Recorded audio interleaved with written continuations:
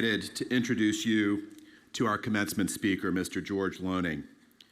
Mr. Loaning is the founder of Select Equity Group, an investment firm with over $40 billion under management and with offices in New York, London, Chicago, Toronto, and elsewhere. He's a former member of the Deerfield Endowment Committee, a graduate of Columbia University, and the guiding spirit as a sophomore at Deerfield of Deerfield's first investment newsletter, which he published from his dorm room. I learned this from reading Mr. Loaning's student file, one of the great perks of being head of school. And don't worry, I'm not going to go there, George. I will only say this. Mr. Loaning was a 3-year student at Deerfield with a student file 4 inches thick, and it makes for really fun reading. Mr. Loaning was one of the first people I met after arriving at Deerfield in the fall of 2019. I traveled to his office in New York. It wasn't on Wall Street or in Midtown, but it was somewhere down in the Village. And when I arrived, everyone was sitting at long tables having lunch together in an open space adjacent to the offices. This struck me as a little different and, in its own way, very Deerfield. He quickly put me on the spot. Every head of school, he said, should have one thing they want to focus on. What's yours? Really? I thought to myself, I just got to Deerfield a couple weeks ago. I can't actually remember how I answered that question, but as we spoke, and as he asked more questions and told me about his work, I quickly realized I was speaking to a remarkable person. He was proud of the work of his firm, particularly its research arm. He'd hired former journalists and reporters to research the companies his firm was considering investing in. And I also discovered that he had worked to create a unique culture of giving at his firm. Through the firm's foundation, Mr. Loaning has donated more than $130 million to charity through a unique employee-directed giving process in which his firm provides each employee with a sum of money to give to a nonprofit or charity that speaks to their own values, passions, and priorities. The only requirement of employees is that they share with colleagues why that charity matters to them. And that provides Mr. Loaning with ideas that have informed his own giving, as he, in turn, champions causes first brought to his attention by his own colleagues and employees. George's commitment speaks loudly to his desire to inspire positive change and help others, and they are as varied as they are vital. He supported organizations that serve the homeless and the hungry, like the Doe Fund and the Bowery Mission. Conservation organizations charged with safeguarding precious natural resources, like the National Resource Defense Council's Oceans Program and the Open Space Institute, as well as the Equal Justice Initiative, Heterodox Academy, the Institute for Responsible Citizenship, and Success Academy, one of the most transformative charter school networks in the country. Mr. Loaning also serves on the boards of Claflin University, the first historically black college in South Carolina, and the International African American Museum in Charleston, South Carolina. There are few alumni whose wisdom, counsel, and support I have sought and relied on more than Mr. Loaning's. He embodies the values we seek to instill in you, our students. He is as humble as he is talented, as generous as he is successful, and as kind as he is smart. So please join me in welcoming Mr. Loaning back to Deerfield.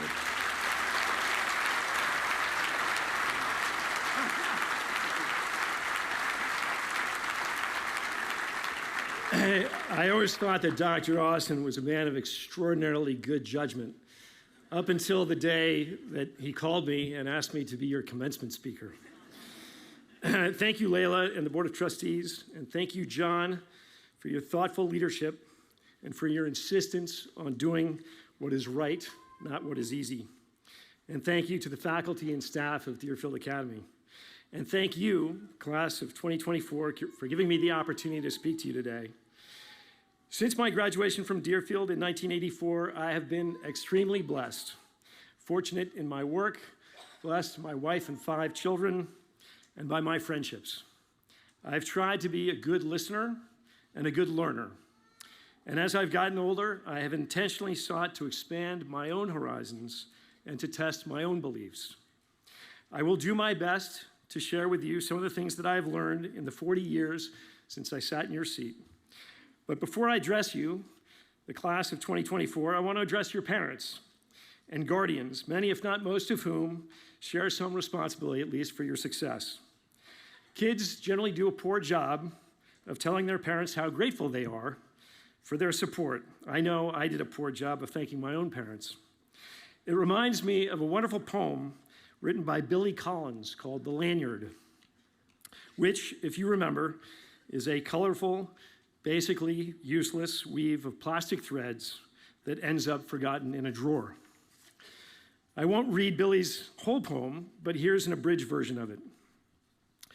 I sat at a workbench at a camp by a deep Adirondack lake, learning how to braid long, thin plastic strips into a lanyard, a gift for my mother. I had never seen anyone use a lanyard or wear one, if that's what you did with them, but that did not keep me from crossing strand over strand again and again until I had made a boxy red and white lanyard for my mother. She gave me life and milk from her breasts, and I gave her a lanyard. She lifted spoons of medicine to my lips, laid cold washcloths on my forehead, and then led me out into the airy light and taught me to walk and to swim. And I, in turn, presented her with a lanyard. Here are thousands of meals, she said, and here is clothing and a good education. And here is your lanyard, I replied, which I made with a little help from a counselor. And here I wish to say to her now is a smaller gift, not the worn truth that you can never repay your mother, but the rueful admission that when she took the two-tone lanyard from my hand, I was as sure as a boy could be that this useless, worthless thing I wove out of boredom would be enough to make us even. So, while we can never repay our parents, let's give your folks a better than a lanyard thank you.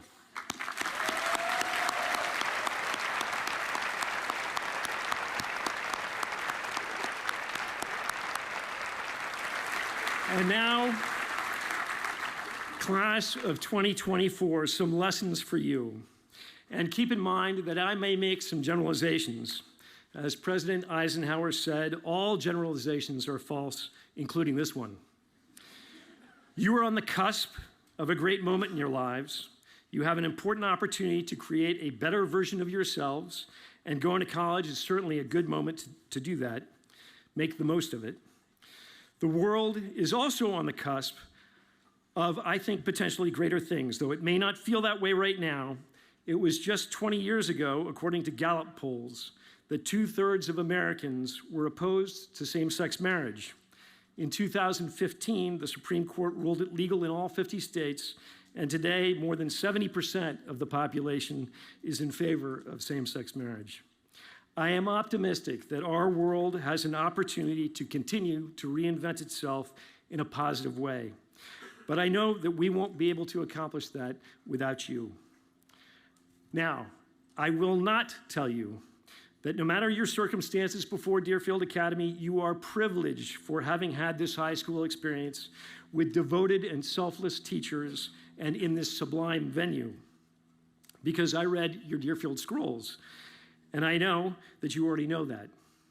And I will not tell you that by virtue of the tools that you have been given, you have a responsibility to effect positive change in the world, because I know that you already know that as well. But I'm going to ask you to imagine your life as a series of concentric circles, with you at the center bullseye, your family in the next circle, your friends next, your community after that, followed by your country, and finally the world. And I will tell you that you cannot be an effective agent of positive change in all those other circles unless you first strengthen the center core yourself. First, I want to talk to you about what determines the measure of a person. Every generation is different, and of course, often defined in reaction to the one that preceded it. A young friend asked me what I was going to talk to you about today, and I said, well, in part, how yours is a very different generation than my own. And he nodded and said, I agree, 1,000%. And I said, what? He said, 1,000%, I agree with you. And I said, but it only goes to 100%. You can't agree with me 1,000%. What does that mean? He said, it means I really strongly agree with you. And I said, yeah, but if you really strongly agreed, why didn't you say 1,000,000%? I mean, when you take away the scale, anything short of infinity% isn't fully agreeing, is it? And that right there is the greatest challenge that your generation faces in a nutshell: inflation.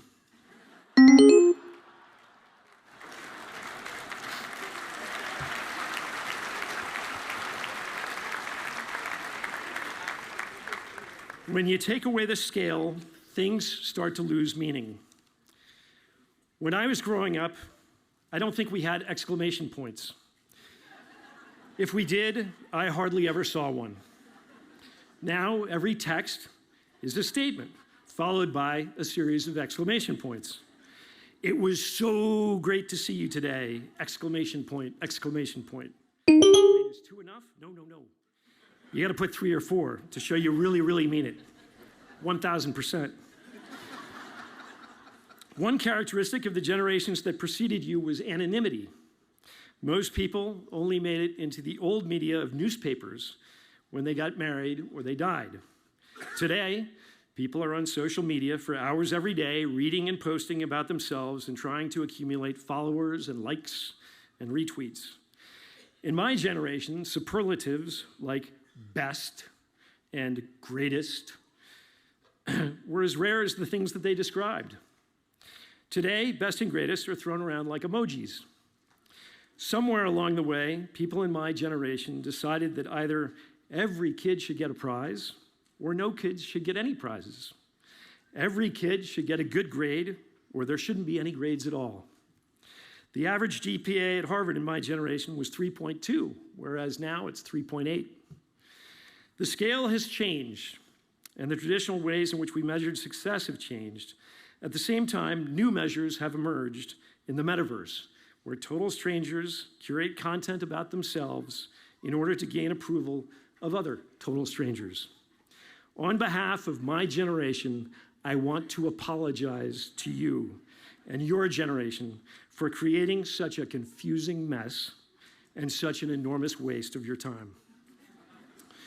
We gave you a plane with defective cockpit instruments. Some of those instruments tell you, based on the views of random strangers in a fake world, that you are better or worse than you are, based on some criteria that matters not at all. And others give you inaccurate readings on how you are doing in the real world, and neither is good. You do not need the validation of strangers.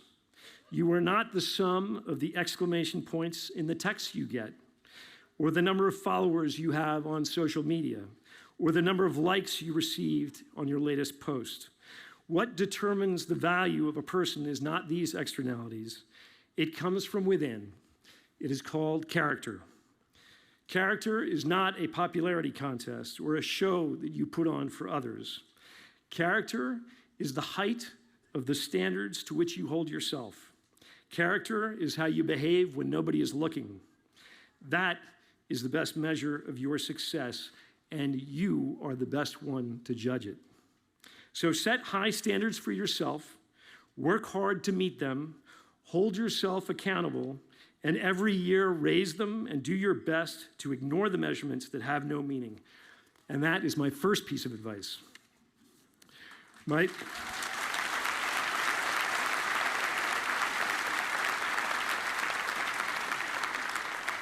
My second piece of advice is doubt everything you read. I want you to test every preconceived notion you may have. That is the nature of critical thinking. It is easy enough to have your instincts tell you what to think and to find supporting evidence for any argument. It is easy enough then to have conviction in your ideas, having verified your thoughts with a few Google searches, but it is a poor way to discover the truth. To arrive at the truth, you need to start with questions, not answers. To arrive at the truth, you need to know the other side. As John Stuart Mill said, he who knows only his side of the case knows little of that. That is especially important because the truth is going to be harder to come by. Ask anyone who has been witness to something that is reported in the news, and you will realize that much of what you read doesn't sync with what they saw or heard. And yet we read these things and accept them as truth, and that becomes the public record.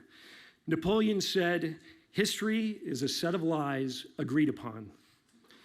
You also know that there are thousands of websites that purport to be sources of news, but are instead sources of opinion. And for most of those, facts only matter when they support that opinion. We know from an MIT study that false news stories on Twitter or X spread 20 times faster than facts. We also know that artificial intelligence is going to make your search for the truth much more difficult, not easier. Through malevolent users of AI, you are going to see and hear people who you recognize saying things in their own voices that are entirely fictional but appear real. Descartes said the pathway to truth is through doubt. I want you to think actively, ask questions, and question the answers that you find. My third piece of advice to you is find your calling. Angela Duckworth, in her book Grit, which you should all read, tells the parable of the bricklayers. You ask 3 bricklayers, "What are you doing?" The first says, "I am laying bricks." The second says, "I am building a church." And the third says, "I am building the house of God." For the first, it is a job. For the second, it is a career. And for the third, it is a calling. I want you to find your calling. I had dinner with the head of a monastery.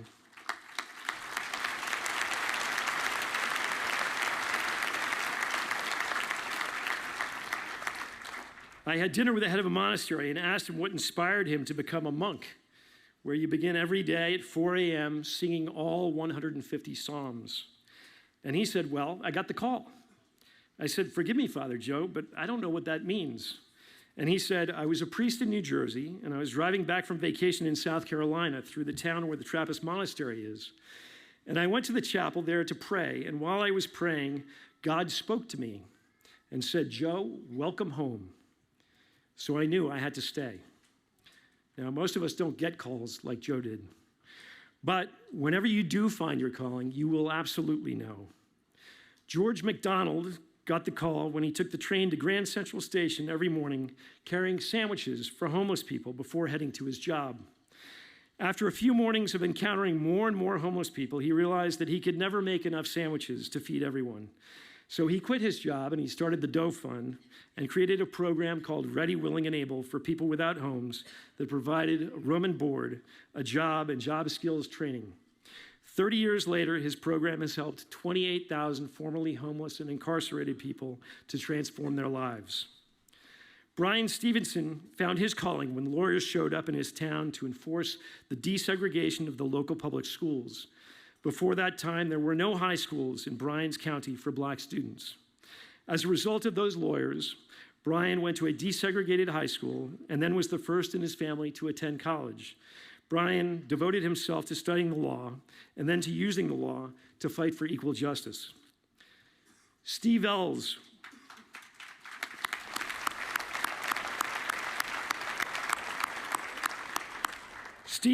was a chef in Denver whose goal was to open one small restaurant inspired by the taqueria shops he frequented in San Francisco.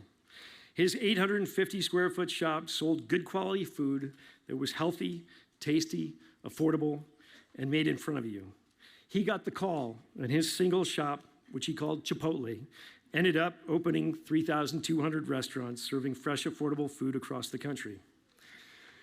My eldest daughter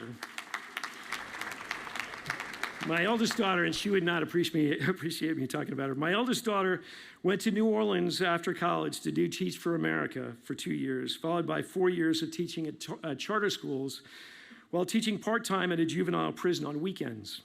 She got the call and moved to teaching full-time at the juvenile prison. You will know when you get the call.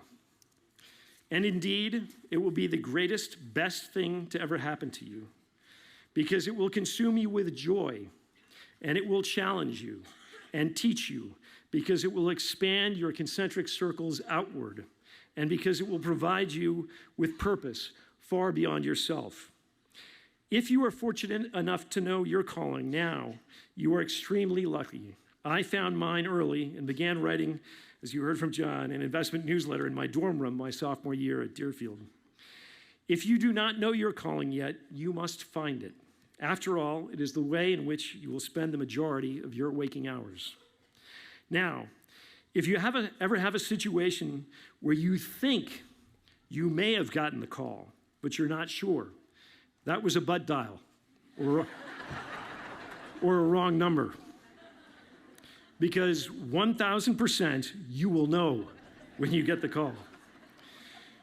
Do not be a passive observer of your own life, someone to whom things happen. Engage with the world around you. Expose yourself to new places, new people, new classes in college, part-time jobs, the books you read, the organizations you volunteer for. There will be no downside, only upside. And one last important note, the call is a metaphor.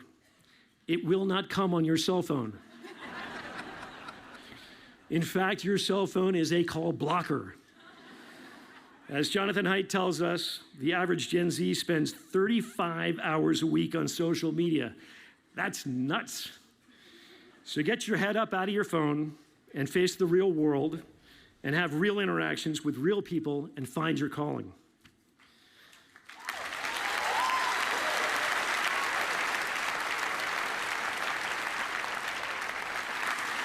Number 4, surround yourself with the best and smartest people you can find. Seek out those who you believe are world changers and spend as much time as you can with them. For me, these have been political scientists, writers, architects, poets like Billy Collins, great thinkers like Jonathan Haidt, lawyers and social justice reformers like Bryan Stevenson, educators like our own John Austin, the Reverend at my church, heads of great NGOs, soldiers, artists, astronauts, doctors, athletes, CEOs, and entrepreneurs. Learn from them. They will make you better. They have grit, what Angela Duckworth calls the ability to be satisfied in being unsatisfied. Never complacent, always striving to be better. They have spent their lives seeking excellence and truth in what they do and effecting change above and beyond themselves. From these world changers, you will learn that humility beats arrogance every day. You will learn the importance of having trust in other people. You will learn from them that building things is hard and that is why it is so gratifying. You will learn the importance of committing intentional acts of kindness, and as Bryan Stevenson says, of gaining proximity to those who did not have the good fortune of sitting in your seat. You will learn that acts of kindness are not done to show the world how good you are. They are done because they are right to do. And they will inspire you when you are faced with difficult decisions in life that will require you to do what is right, not what is easy, not what is expedient, not what is popular, but what is right. And finally, number 5, hold close to your heart what you have today. This is an extraordinary moment in your lives, a moment that signifies achievement and that deserves celebration. It is a moment when you are surrounded by friendships forged in classrooms, on playing fields, and sit-down meals, and in dormitories in a way that you will unlikely ever experience again. It is also a moment from which you will depart and disperse and move on to other very different things. But I can tell you that the friendships you've made here will last you a lifetime and will help to forge your viewpoints in ways that you cannot imagine. Shortly after graduating from DA 40 years ago, led by my friend Will Mathis, A half dozen of our classmates got together for a long weekend and committed to doing so every year.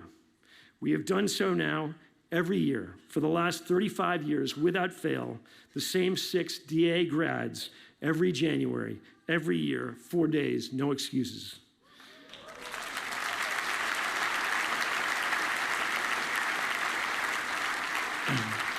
One of the 6, John Wyatt, wrote a wonderful piece about this bond this spring in the Deerfield magazine. The 6 of us live in 5 different states in every corner of the country. We chose different careers, and perhaps most importantly to this story, we are rarely in agreement politically. In the 2016 presidential primaries, we did not agree among the 6 of us on a single candidate. We represent the political spectrum from the far left to the far right. For many people today, that would be the end. For us, it was always the beginning. It is the conversation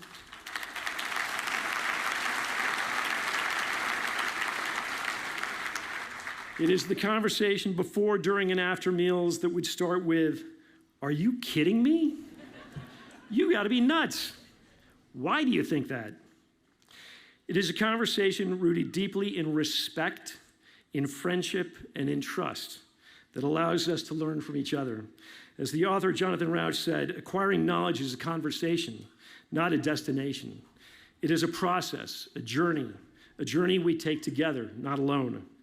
If there is anything that I want you to take away from this speech today, is that you have with you at this very moment the greatest gift that you will ever have, friendships rooted deeply in shared experience that you should continue to cultivate and nurture and rely upon in the future.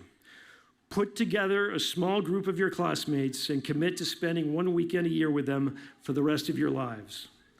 Real friendships are not forged or maintained on social media. They are not measured in likes or retweets.